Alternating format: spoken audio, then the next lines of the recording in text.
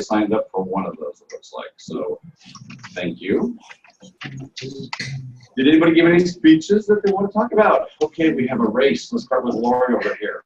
So I was actually chairing the meeting all last week. Okay. Monday through Thursday, emceeing. I gave a talk as well, and I have to say that this next year, there's so much more to be up with the speaker 40 times during the day. Introducing people. Here's the Toastmasters. All right. Oh my gosh, technical difficulties. I'm glad it worked out. What? Go ahead, then. Avital. I spoke at the Lebanon Toastmasters Club. Okay. Well, out of the ordinary what I'm doing right now because I mostly talk about healing and success, but they wanted to know how we do this whole hybrid thing. So I actually brought in all my equipment and I showed them, and we had some fun there. So and I talked to them too about a lot of the roadblocks that we've hit as we've been going along, so that they could just fix those. Yes. You mean the bumps in the road? Those were when we caught some air and everything. So, well, thank you.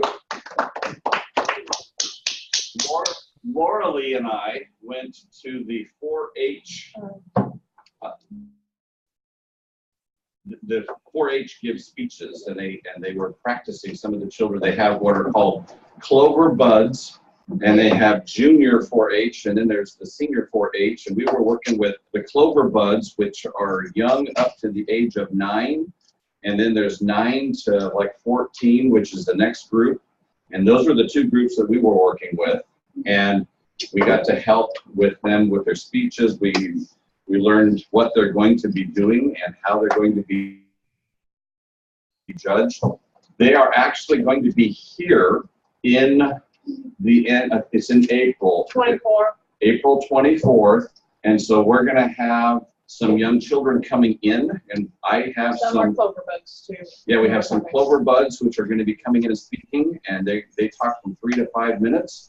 And then we have the younger junior group that's going to be coming in and giving a speech and using PowerPoint and all that kind of fun stuff. And so, yeah, and so we have some forms that we're going to go, and I guess there might be some seniors. So we have some forms that we picked up that we'll be passing around and talking about as we get closer to that date so that everybody here knows what kind of feedback to give. And then they are going to actually have a competition that we're going to be going to and judging there, and it's actually for the Lincoln County that we will be placing people in. Yeah, if they win, whoever is the winners at Lincoln County will be going and participating in the state competition in July. So that's what we'll be doing. Yes. The speeches, an upcoming speech. Well, first, I want to do an extra thank you to you guys at Toastmasters, because you know that I've been working on my book all this time and practicing the speeches on you. And the book is on the Kindle for pre-order. And the sample first print book is going to arrive at any moment now. So I decided to do an official book launch here in town on April 3, and I'll live stream it, those of you online, so you're welcome to join as well. And I would love to have some of you come and help out and volunteer, whether you just want to usher or help get the book sold. And that's going to be where? Food. The Center of Health Education, Okay. April 3 at 5:30. So just let me know Right. after the meeting if you want to help out at all. I would love your help. All right. Thank you.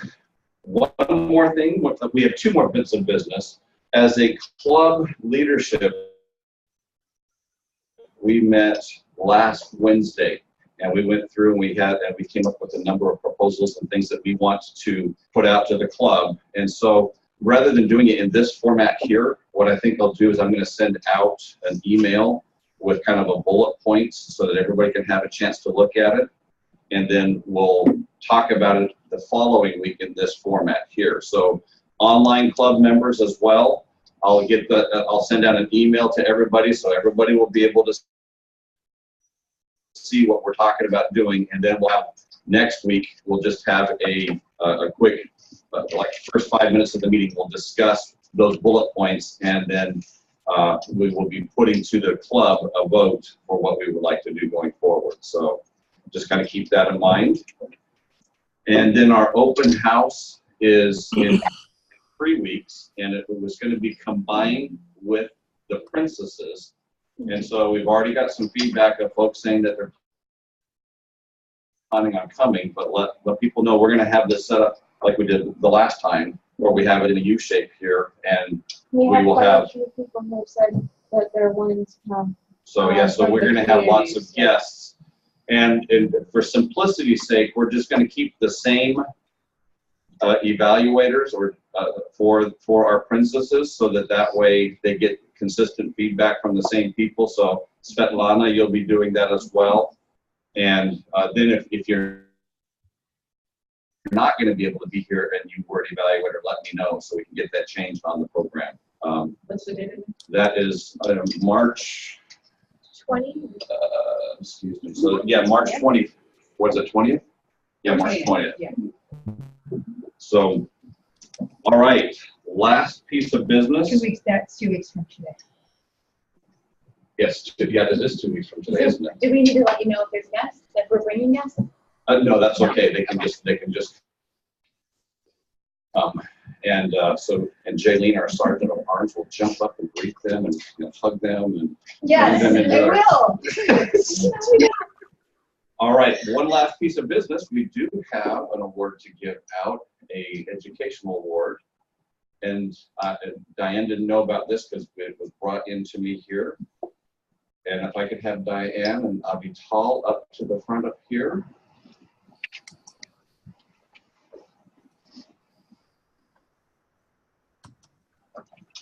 And we'll do a picture like this with us holding it here and you receiving it. But Avital has completed her bronze communicator. So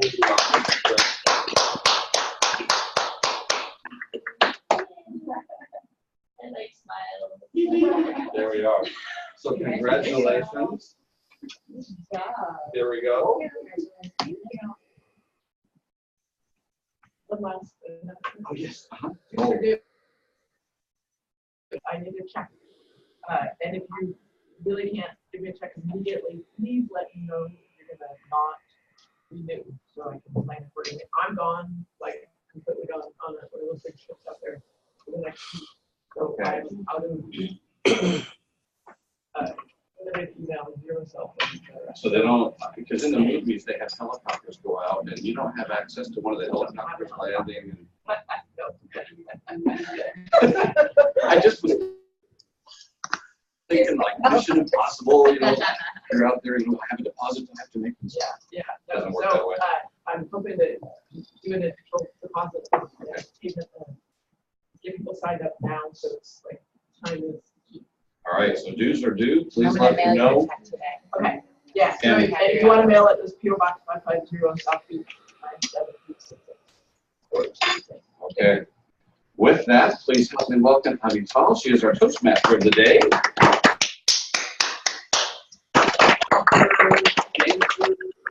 Come on up. Extraordinaire. Welcome, Toastmasters and everyone online. Thank you all so much for being here. The theme for today is a hope for springtime. I'm from the East Coast where we actually did have springtime, and still do, apparently. And as March hit, it was always signaling me that meant spring is coming. Now, when I moved to Oregon and I was in Portland, I actually realized 2 types of weather or season. I call one of them Portland and one of them Portland summer. There could be many Portland days in Portland summer. And find that the coast here is the same way. But my favorite season is the spring because things start to warm up, but it's not too hot, and we start to see these flowers. So we get all this change in energy. One time I had an interview and everything was listed out of all my dates, so where I lived when and which job, and this guy looks at it and he goes, "Do you always move in the springtime?" So I guess that signifies a little bit of spring and change in energy. We have a grammarian today named Lee Ritzman. Lee is one of our longest time Toastmasters members, also a former engineer. He also has a word of the day for us. Morning. Good morning. we hear a word that bothers me, and I thought it was wrong. I heard it on the radio yesterday as integral. Oh. And just kind of graded against me. So I've got, this is only volume 1, volume of the shorter Oxford English Dictionary, and actually it gives both pronunciations, integral and integral. And I have put down one definition here. Integral is, or you can say integral, but I will not mark you down. An adjective means belonging to or making up a whole, constituent component necessary to the completeness or integrity of the whole, not merely attached. In addition, integral is a mathematical term. If you get into calculating, let's go find out what an integral is, and I couldn't explain it to you anymore, even if I had the time. And it's also a noun, but I just put the adjective form of it here because the amount of space that it took on the page. So I will be watching for use of the word integral. I will be watching for audible pauses, proper grammar, and colorful phrases. And I'll be noting those down, and at the end of the meeting, I'll report. Thank you.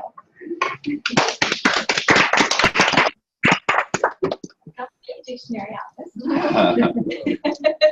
Big You know, guns. it's fun in the beginning of the meeting because we get to introduce all of these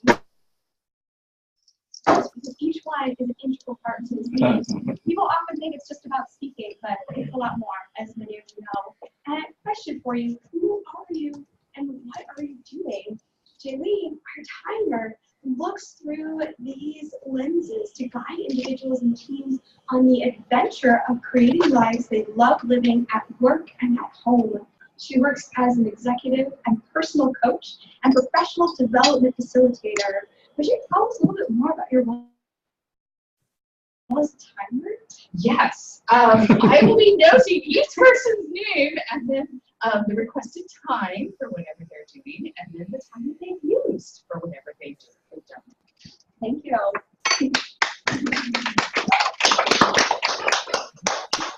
Integral to our meeting today is the Table Topics Master. That is Christina Book. As we learned a couple of weeks ago, she's an expert at experiential learning, and her goal is to ignite drive and passion for high performance teams. And we're going to learn a little more from Christina later about table topics. And then we also have a general evaluator online who's looking over us one half above. That is Svetlana Rakimova. I say your last name correctly. She joined Yes. on January 1, 2014 in London. Completed her advanced leadership bronze and advanced community bronze, and she's awaiting the silver awards. She founded 2 online storytelling clubs, Witty Storytellers Online, an advanced club, and Witty Birds, a community club. And she's looking harder that one in March 2018. She's a former international development professional, now language coach and translator interpreter, postgraduate program in linguistics at Samarkand, Uzbekistan, and an MBA from Coventry, UK. Svetlana, would you share what happened with the general evaluator, please? Would I share what? What your role is as general evaluator? Oh, as the general evaluator, I've already started taking notes. I will evaluate everyone who will not be evaluated. I'm looking very closely at everything and enjoying it so far. So I will be evaluating the evaluators, the table topics master, the Toastmaster, and overall, the meeting management. Thank you. Thank you, Svetlana. Our first speaker is Tom Calling. We have him online. He's going to be evaluated by Julia Carlson. Tom is a business intelligence developer for Mutual of Omaha Insurance Company. He supports customers in the income and wealth planning market segment. Tom has been a member of Toastmasters since 2010. He has served the Nebraska-based District 24 as an area and division governor, and most recently as a pathway guide. Preparation Pack, and this is level 3, using descriptive language project. The purpose of this project is for the member to practice writing a speech with an emphasis on adding language to increase interest and impact. Tom is requesting 5 to 7 minutes, and the title of his speech is In the Caribbean Sea, There's a Place Called Aruba. Please join me in welcoming Tom Holland.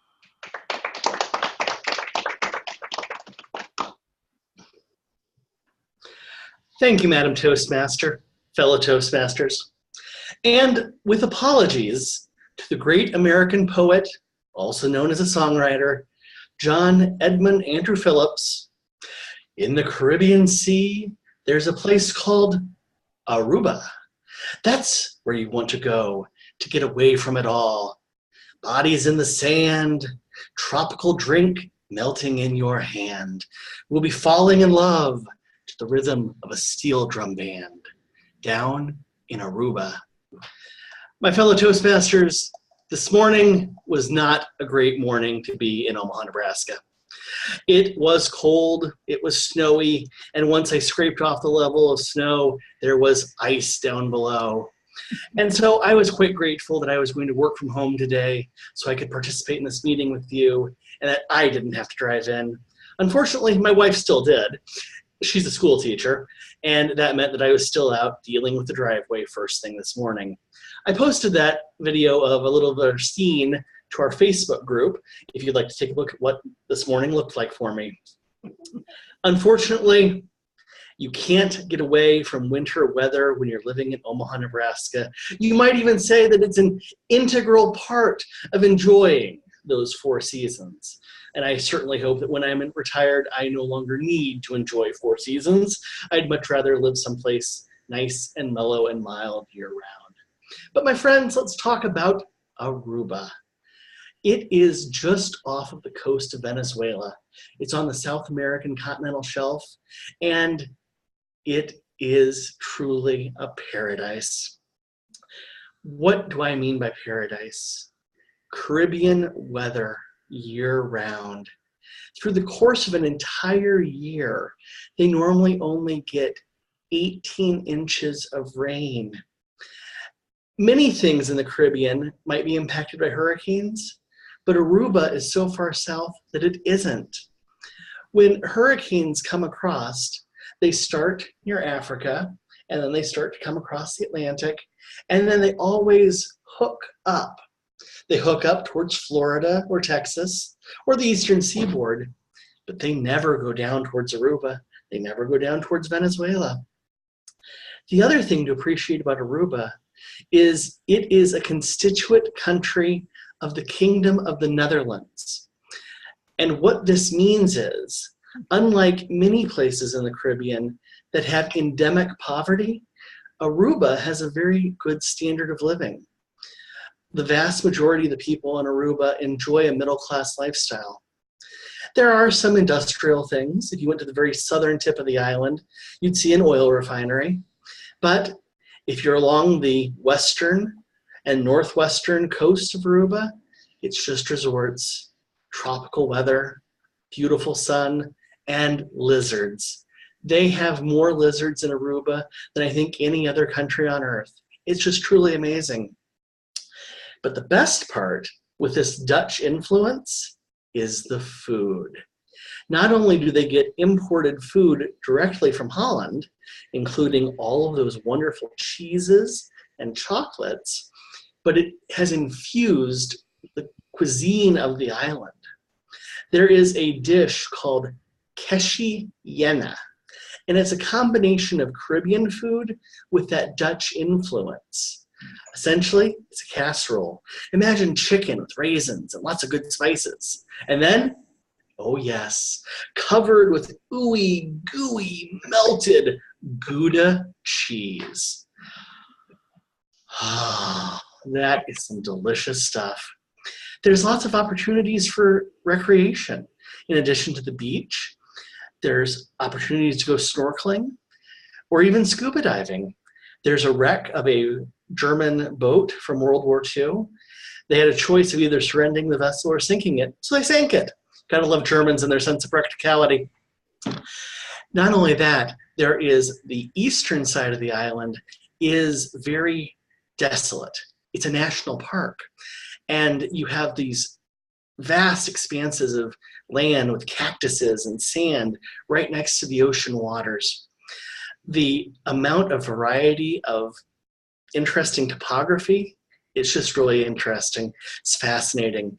There's other excursions. You can go on a butterfly farm, or on this most recent trip, I'm really looking forward to taking a sailboat excursion to better see some of the reefs that are off the coast.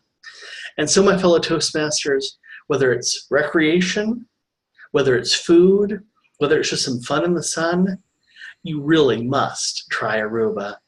And again, with apologies to those poets and songwriters, we'll put out to sea and we'll perfect our chemistry. And by, we'll defy a little bit of gravity. Afternoon delight, cocktails and moonlit nights. That dreamy look in your eye under a tropical island sky. Now, if you want to go and get away from it all, go down to Aruba. Madam Toastmaster.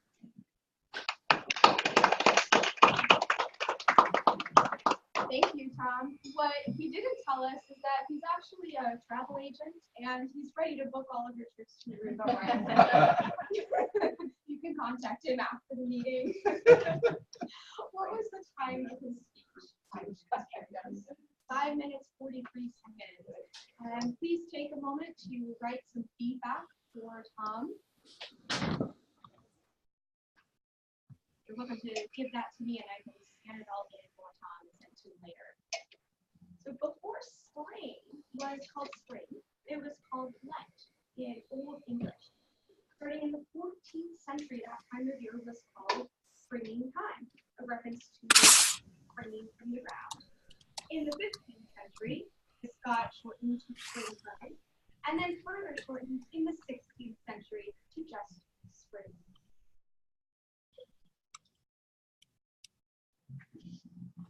Our next speaker is going to be evaluated by Diane Nelson. And Lakota sent his bio to me first before anyone else, and I was staying at a friend's house, and I read it aloud as my friend was walking by, and he goes, "What is this, a dating site?" So,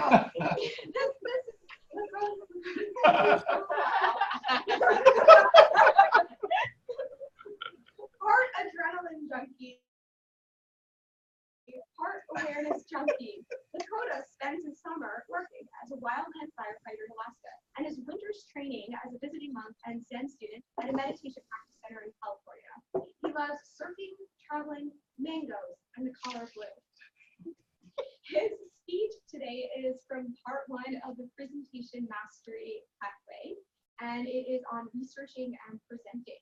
The goals for his speech are to research and present an unfamiliar topic. Organize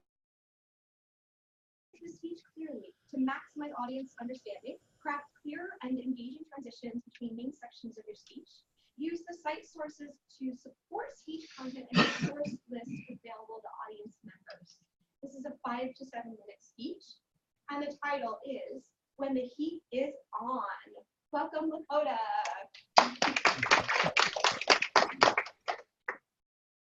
Thank you, Madam Toastmaster.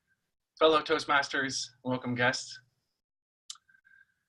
It's 104 degrees in the shade. Sweat stings your smoke-reddened eyes as a wall of fire rips across the landscape. 6 months of brutal 16-hour shifts. 2 days off every 2 weeks if you're lucky. It's only August now, and there's at least 2 months of fire season left, but you're already spent. Body a mangled knot of muscle and bone, nerves a jingly wreck.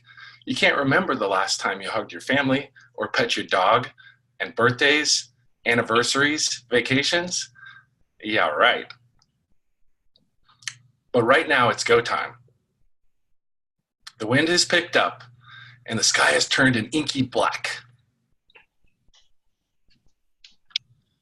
You have only moments to make a move before your escape route is compromised and 20 young firefighters are looking to you for direction. Are you ready? To say that wildland firefighting is a stressful job is a ridiculous understatement. The scene I just described is not a special or unusual circumstance. It's any given day in the life of a wildland firefighter. And it all happens inside the insane pressure cooker of an unforgiving culture that lauds a macho can-do attitude and does not tolerate failure or weakness. Is it any wonder that firefighters periodically succumb to the harmful effects of stress on the health? Most of us do cope pretty well, and some of us cope extremely well. What is the key to understanding how some people can not just survive, but even thrive in these stressful circumstances? And how can we empower firefighters in the field to transform this potential job hazard into an opportunity? Dr. Kelly McGonigal, in her 2015 book, The Upside of Stress, Why Stress is Good for You and How to Get Good at It, describes a radically new way of thinking about stress that actually changes your body's physiological response to stress, canceling out its negative effects and transforming it into an opportunity for deeper connection and resilience. She makes 3 points that may be helpful for firefighters dealing with stress in the field. How you think about stress matters. Stress makes you social. And the benefits of choosing a life of meaning and purpose outweigh the costs of a stressful career. The new science of stress reveals that how you think about stress matters. As Dr. McGonigal says, most people interpret physical changes, heart pounding, breathing faster, breaking out in a sweat, as anxiety, or signs that they're not doing a very good job of coping with the pressure. But what if you saw these signs instead as indicators that the body is energized, ready to help you meet a challenge? In a stress study at Harvard University, participants who were taught to view their stress response as helpful prior to performing in a stress test were less stressed, less anxious, more confident, and their physical response to stress was healthier.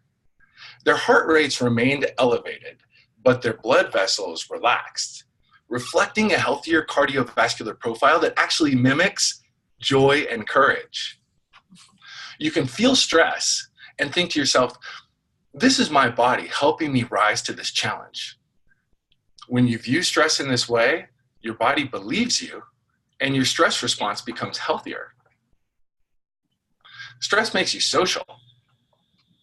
Oxytocin, aka the cuddle hormone, has received a lot of good press in recent years. You may know that this neurohormone is released when you hug somebody, and that it primes you to do things that strengthen close relationships. But did you know that oxytocin is also a stress hormone? The pituitary gland pumps it out as part of the stress response, motivating you in times of stress to seek support. Oxytocin works on the body as well as the brain. It's a natural anti-inflammatory that helps blood vessels relax and helps regenerate heart cells. And all of these physical benefits are enhanced by physical contact and social support. As Dr. McGonigal says, when you reach out to others in times of stress, either to seek support or to help others, your body produces more of this hormone, your stress response becomes healthier, and you recover faster from stress. Your stress response has a built-in stress resilience mechanism, and that mechanism is human connection. So how does all of this translate to firefighters dealing with stress in their stressful jobs? When questioned about whether or not it's wise to choose a stressful career, McGonigal responded, "Chasing meaning is more beneficial for your health than trying to avoid discomfort." So that's the way to make this decision. Go after what gives your life meaning and purpose, and trust yourself to be able to handle the stress that follows. Firefighting is a stressful job, no doubt, but it's a career that gives practitioners the opportunity to be of service to their communities in meaningful ways. Their stress and sacrifice serve the greater good. And as Dr. McGonigal says, the harmful effects of stress on the body are not inevitable. how you think and how you act can transform your experience of stress. So when the flames crest the ridge and you feel your heart pounding as you prepare to engage, remember, this is your body helping you rise to meet this challenge. You can recontextualize fear as excitement and actually create the biology of courage. And when it gets real and the proverbial stuff hits the fan, you can reach out in times of stress, lean on your team members, choose to connect, and by doing so, you create resilience.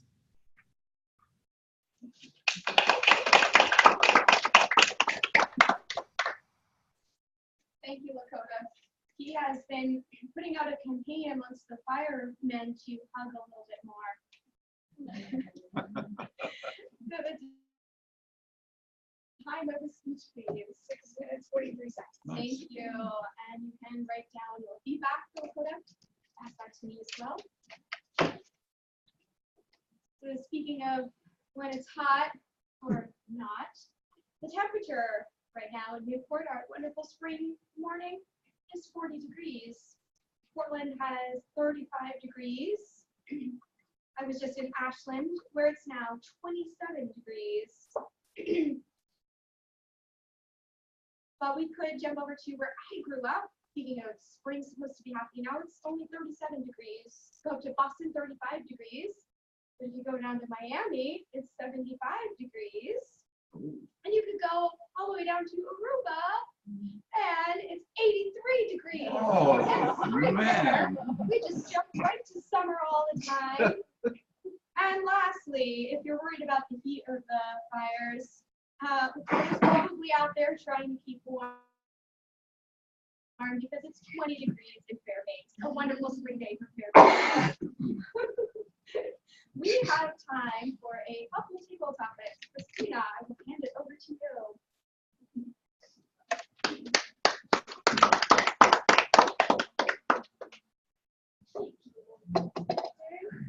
All right, with the theme of spring, a couple quotes for you guys to get you started. It's spring fever. That's what the name of it is. And when you got it, you want, oh, you're just not quite sure what you want, but you know that your heart aches for it. Mark Twain had a very similar quote. So what are you aching for and fevering about in the coming months? Diane, would you like to share?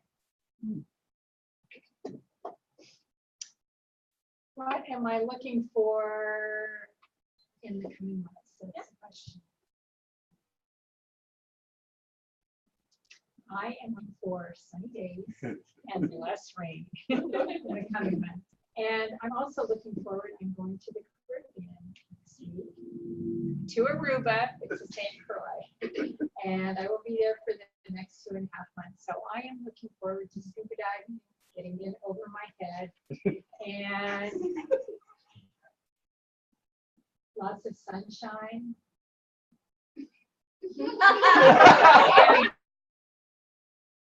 All via the internet. Thank you very much.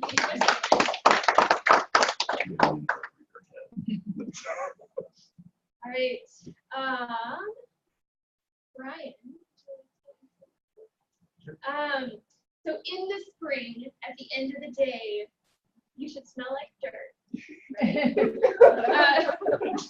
That is a quote from Margaret Atwood, talking about really digging in to summer. A lot of people are building their gardens and manicuring them and looking nice or planning new things. So what plans or projects do you have planned to dig into?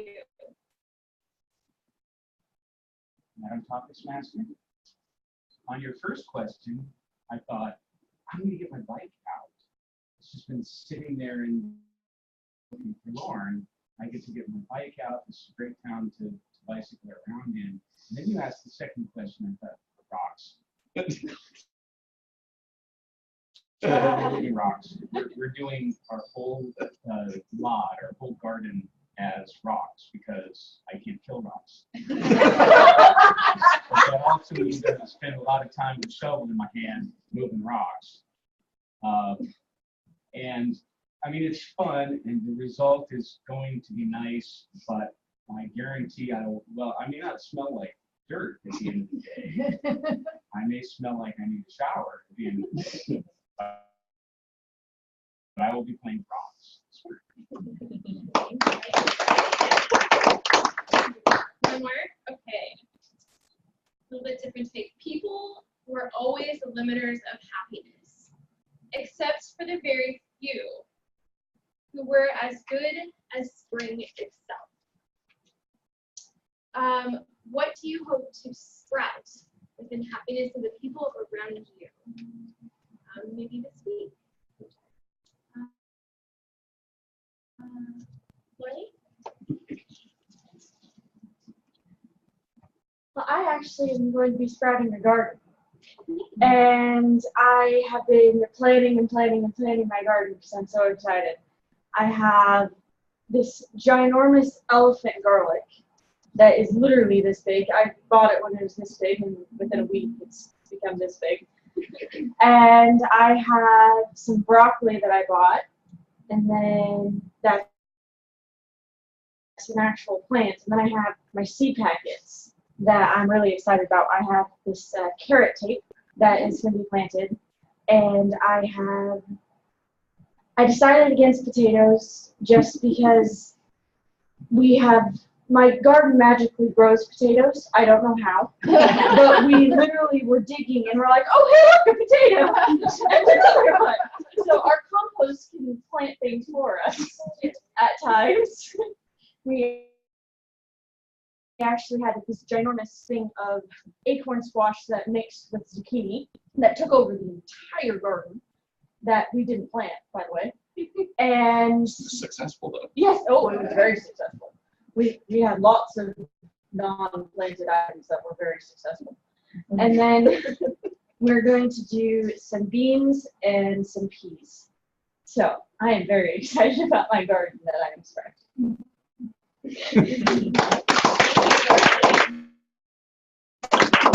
That sounds awesome. Maybe I'll come and get some potatoes from your garden in spring. Thank you guys so much for sharing what things are sprouting for you in the coming week. And I look forward to hearing how they nourish you. Thank you. You can tear off little corners of your papers if you'd like and vote for your favorite table topics. Send those, if you're in the room, to Christina. Online, you can send a private chat message to Lori and she will send in your votes. And Miss Timer, Julie, would you please share the times of each of those table topics? I would. Diane was 41 seconds, Brian was 51 seconds, and Laura Lee was 1 minute and 25 seconds. Thank you. The next part of our meeting, we get to assess everything that happened in this meeting, starting with Julia giving an evaluation for Tom. Julia is known, she's already a superstar at like age 22, but she's known for Fit Money. Welcome, Julia.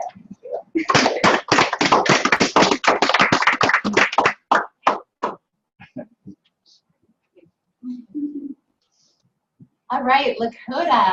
No, Tom. I was just finishing Lakota's evaluation. Okay, Tom, you have me wanting to go to Aruba. The intro of that was very compelling, and the sensory was engaging, and I could just feel myself in the sands of Aruba. You had a very fun rhythm to your speech, and oftentimes rhymed, which I thought was clever as well. That you used the word integral, which is the word of the day. You also created a lot of interest in facts in the language you used, and describing the food. All of a sudden, my tummy was growling. So that was good. I think it'd be interesting to see how your voice would vary if you stood up. And I don't know if that would allow deeper breaths or some depth to your voice. But that's kind of my only thought. I was thinking about that when you were talking, just wondering how that would impact. let's see. I thought overall, though, that how you ended it was great, where it just brought us, on that trip of wanting to learn more for me. So thank you. Thank you.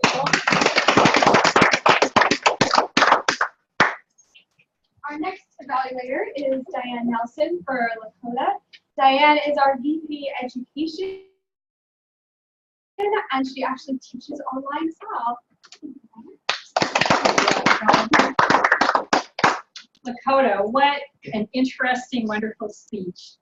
You were supposed to research and present an unfamiliar topic, and none of us really know what wildland firefighters do. And the words that you painted at the beginning of your speech, it was a vivid picture of the stress that wildland firefighters have to go through. You were also supposed to organize your speech clearly to maximize the audience's understanding. You used a book about stress by Dr. Kelly McDonegal. You started out with firefighters, you put your research in, and you presented the evidence and then brought it back to how it affects firefighters and can make the stress more positive.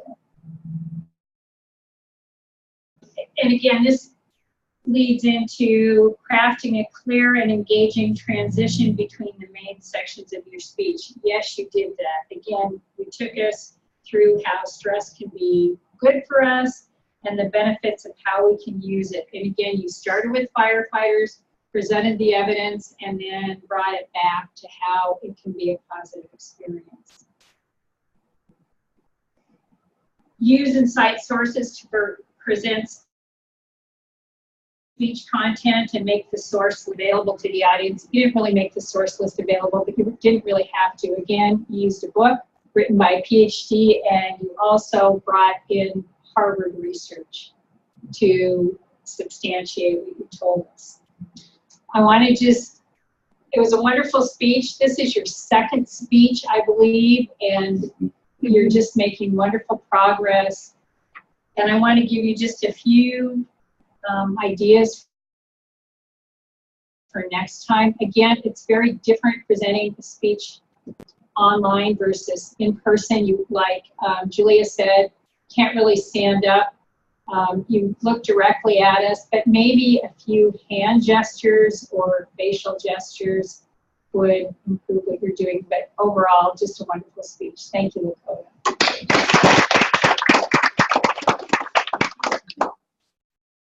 I love your evaluations today. They're really good. They're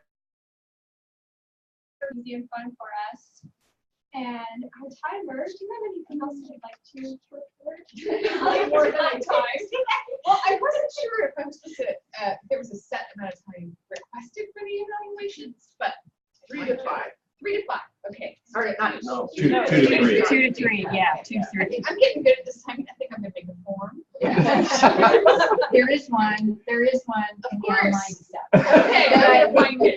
I gotta find it. Yeah. And the times are, Julia, you were 1 minute 37 seconds, and Diane, you were 2 minutes 22 seconds. Thank you. Mary Lee, would you like to report anything?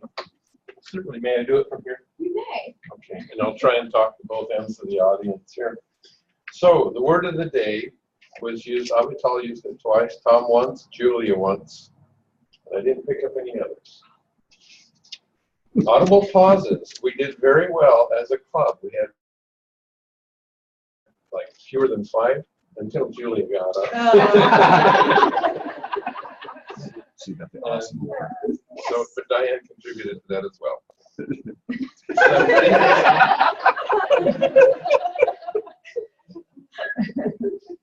So Lakota used the term sky was inky black, and the flames crested the ridge. Kind of helped us see what he was talking about. Diane, scuba diving, she's getting in over her head. That was interesting. And Brian can't kill rocks. And And Laura Lee used the word ginormous a couple of times, so maybe we'll make that the word of the day another time. Thank you, Lee. Do we have a Table Topics trophy today? I'm sure we can find one. Yeah. You give the Brian We don't have one, but we do. There we go. A cup. Yeah. We'll use the cup and you will have a winner. So based off of the online vote that I just received, we actually have a tie. We have a tie between Brian and Laura Lee today. So congratulations. If you all want to come up over here for a photo. Get the cup award. Well, we have 2 cups. They can toast each other. All right. Now it's the rocks versus plants contest. The cup of honor. There we go. From the right way. 1, 2, 3. Beautiful. All right. Thank you. Oh, it's in there. Nirvana, now we have completed everything. Yes. Thank you. Shall I start? Yes. Please. Thank you very much, Avital. Well, the meeting started on time, and as usual, there was a lot of, clinking of dishes and sounds of food, and somebody even looked at me and said, if it's okay, if you don't mind. And I thought, I don't mind that at all. Well, actually, it brings back to the true meaning of Toastmaster. You have, you're supposed to make speeches during banquets and all that. So that spirit is always present in this club with its hearty laughter, very friendly atmosphere. You actually look like a gathering of friends, except everyone is so eloquent and so well spoken. And of course, you stand up and make speeches. I was also impressed by the business part of the meeting, where the president was talking about different groups of people, young age, princesses and all kinds of people coming to the club with their public speaking events. And I thought, well, this club is not only one of the oldest clubs I've ever heard of. You were founded in 1916, yes, and you're also a kind of a community center for public speaking, aren't you? So that was really, really amazing to know. Avital, Toastmaster of the day, was, segued the whole agenda, the whole meeting in a very smooth and joyful way. And all the introductions were done thoroughly. And the meeting, the theme of the meeting was amazing, in tune with the season of the year, a hope for springtime. And I thought the table topics master was truly a hostess of her session, and her table topics were an integral part of the meeting. Yes. I also thought that both evaluators, Julia and Diane, had very good body language. They were very friendly, they laughed, as well as provided very personal evaluations. In fact, Julia used this word, I felt Tom did this and you did this. And then Diane actually opened her evaluation with we. So she was like, she was saying we didn't know much about firefighters' profession. And of course, Lakota provided the biology of courage. And Lakota's background was very delightful today. So he took to heart our recommendations. I was a little bit surprised, or rather probably I was comparing this evaluation experience with where I was kind of, grown up in my London Toastmasters clubs. We actually say that evaluation should be done in the third person. so everybody learns, but your evaluations are dialogues between the evaluator and the speaker, and that sounds absolutely amazing, absolutely fine. I don't mind that at all. It's just a different experience. And I also just wanted to say that well done, Tom, as well. Such a delicious speech from a foodie. Yes. Thank you so much for this experience, and I look forward to our next meeting. Thank you. Thank you, Svetlana.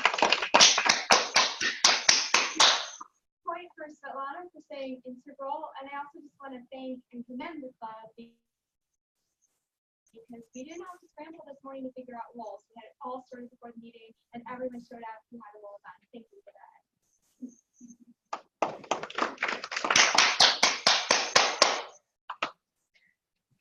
Thank you. Well, what a great meeting. It's nice if you're going to get up in the morning and come somewhere. It's great to be well